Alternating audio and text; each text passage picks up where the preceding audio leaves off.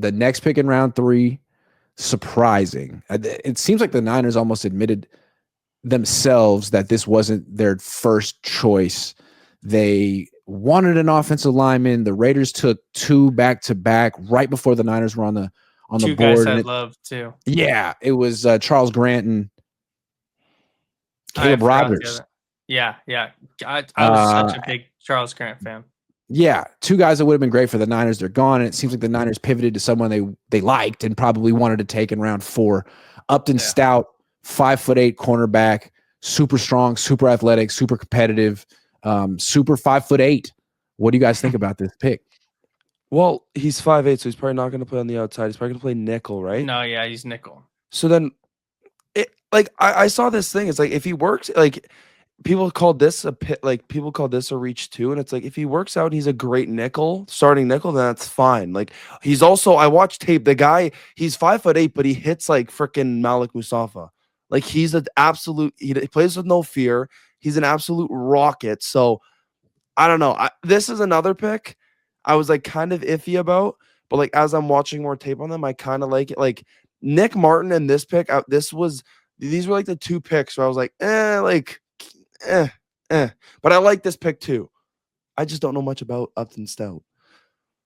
Yeah, I knew a little bit about him before we drafted him.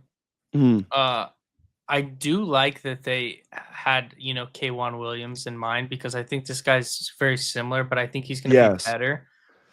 And to your point about bringing Nick Martin off the edge, Grant, like I think this is a guy where you can have a cornerback blitz coming off the edge with this guy who's an absolute missile. Didn't see with Lenore very much. God love him. No, and I love Lenore, but that's not really his game. His game is kind of, obviously on the outside, and if he's playing nickel, he's going to blow people up across the middle. Like that's his game.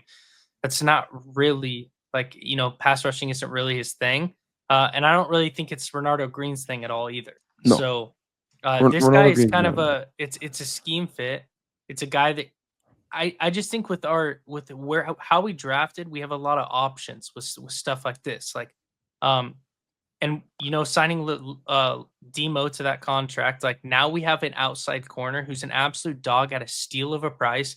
And then we get Upton Stout to play nickel. And now, I mean, I don't know who's going to argue, but 3 cornerbacks, if I had to go in a fight with them, I'm picking them out of any cornerback crew. They are dogs. Yeah. PrizePicks is sponsoring the Cohn Zone this year. PrizePicks is the leader in daily fantasy and the best place to win cash while watching sports. And the best part about the app is it's really easy to use. To create a lineup, all you have to do is pick more or less on a few players' stats. I'm a Niners guy. So, when I'm doing PrizePicks, I'm looking, the last couple of years, I'm looking at Deebo Samuel because I know Deebo Samuel better than Deebo Samuel knows Deebo Samuel. So if it's like drops, I'm taking more.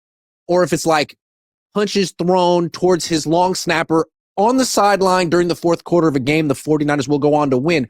I'm smashing more because I know the 49ers and I'm a PrizePicks guy. Now, maybe they didn't have those exact plays, but they have so many plays that'll make your head spin. And you can play PrizePicks in over 40 states, including California and Texas. Best part about it is the new user offer.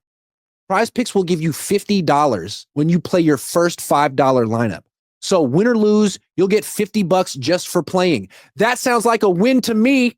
Use promo code Cohn, COHN, to claim your $50 today. Tell him Grant sent you. I feel this guy doesn't hit like he's 5'8". I feel like in the modern NFL, like just roll with me on this one.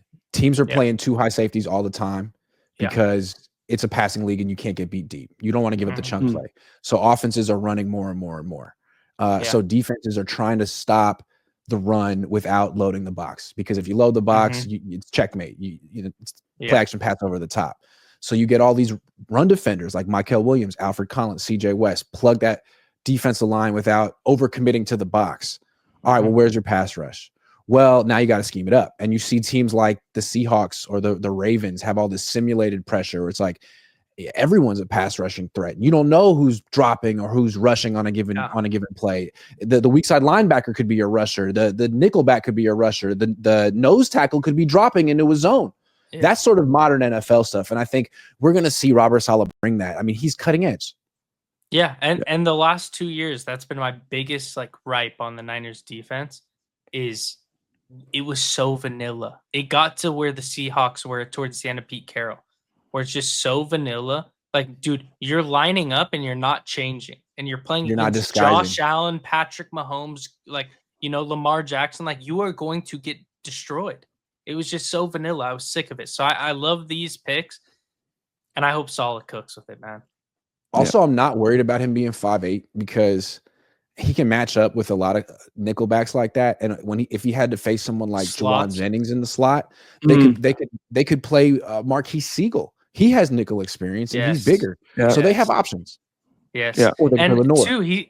Two Stout. I mean, at 5'8", like if you watch the guy's tape, he's in on the run game on every play. Like, the guy's not afraid to stick his nose in there. So he's 5'8", but he does not play like he's 5'8".